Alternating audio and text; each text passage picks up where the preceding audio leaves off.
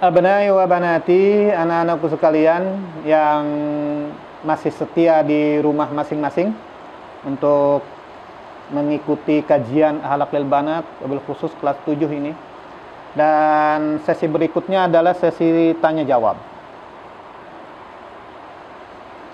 Najla, Sopi, Nahla yang jawab, apa yang nanya? Apa Abi yang bertanya? Hah?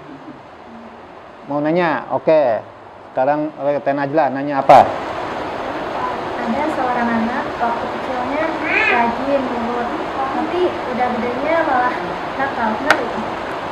Waktu kecilnya rajin, nurut, pinter, baik.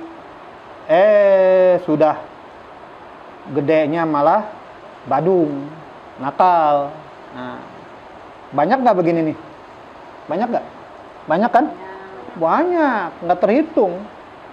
Waktu kecilnya rajin, udah gedenya. Inilah tadi yang diungkapkan oleh Abi tadi. Ada beberapa aliran pendidikan. Anak bawaannya baik. Kullu mauludin yuladu alal fitrah. Setiap anak dilahirkan dalam keadaan suci.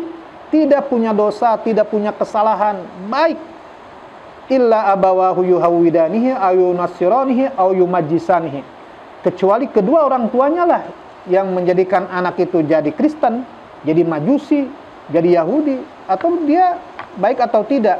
Maka ketenangan, ketentraman keluarga itu menentukan anak manut, taat. Kenapa? Karena orang tuanya jadi panutan dalam hidupnya. Jangan sampai rumah itu menjadi rumah yang gersang bagi anaknya. Broken home istilahnya. Apa broken home? Rumahnya rusak, bocor. Bukan bocor rumahnya, tapi bocor sendi-sendi kerekatan antara keluarga. Istri sama suami, ibu sama anak, bapak sama anak. Nah, ini bocor, broken, hancur. Makanya anak kemudian lari. Di rumahnya tidak dididik pendidikan agama, tidak dididik pendidikan moral. Ketika dia gabung keluar, karena di lingkungan sekolahnya baik, tapi ketika antara rumah dan sekolah, nah inilah lingkungan yang menentukan. Bayangkan anak perempuan di rumah pakai jilbab aja sama orang tuanya, harus pakai jilbab. Di sekolah dia sanawiyah atau SMP pakai jilbab. Tapi ketika antara rumah dan sekolah, dia ngeteng di mobil, tidak ada yang pakai jilbab. Kemudian teman-temannya main di luar, tidak ada yang jilbab. Mal-mal tidak ada yang jilbab. Akhirnya dia buka jilbab ketika berada gaul di teman-temannya. Akhirnya dia terbawa kelakuannya, terbawa tingkah lakunya oleh teman-temannya, terpengaruhi. Maka lingkungan pergaulan harus benar-benar dijaga. Apalagi zaman sekarang, keluar sedikit saja kehidupan bebas. Laki-laki perempuan naik motor bebas, kemudian main kemana-mana bebas.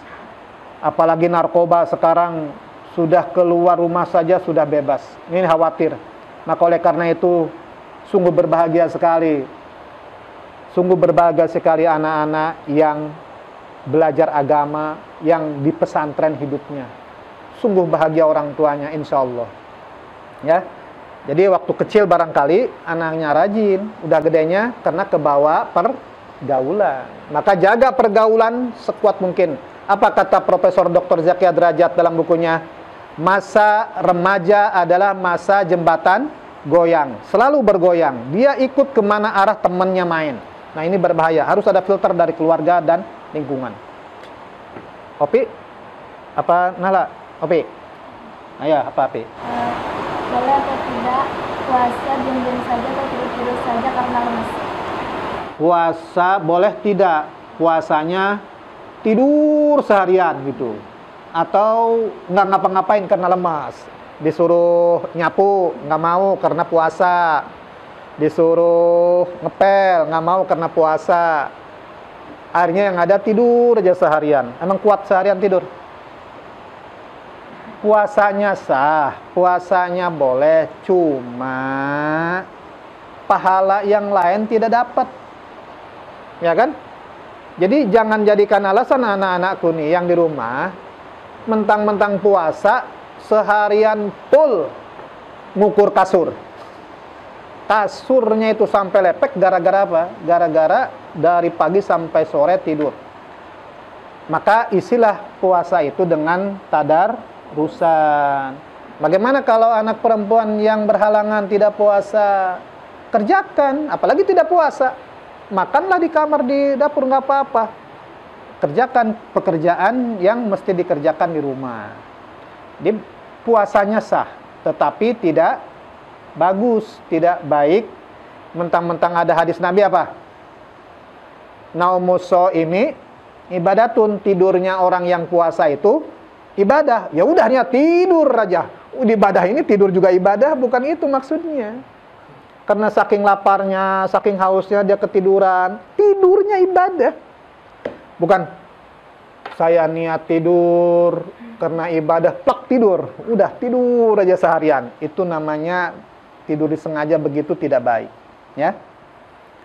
Nah, jadi boleh-boleh saja kalau untuk istirahat, tidak mengerjakan sesuatu kalau sangat lemah sekali, sangat lemas sekali. Puasanya sah. Cuman sayang, pakai tidur aja. Sayang sekali. Ya, terus?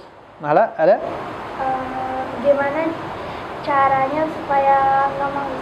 Nggak males. Pertanyaan bagus. Ini pertanyaan semua orang. Pertanyaan semua orang. Pertanyaan Nabi juga. Ya Allah, gimana ya supaya nggak males ya? Baca Quran males. Baca buku males. Mengerjakan pekerjaan rumah males. Sholat duha males, wah serba males semua. Pertanyaannya, bagaimana caranya tidak males?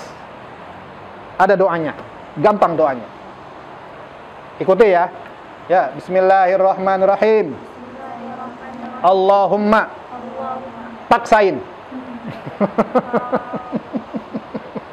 Itu doa mujarab supaya tidak males. Allahumma paksain. Dipaksain. Jadi jam 7 mau mandi, jam 7 nih harusnya sholat duha, males, paksain. Dipaksain. Ingat, ya Allah, kalau saya nggak duha, nanti nggak ada keberkahan hidup untuk rezeki saya ke depan. Karena nahlah ingin hidupnya sejahtera, nabung dari sekarang. Nabung apa? Nabung duha.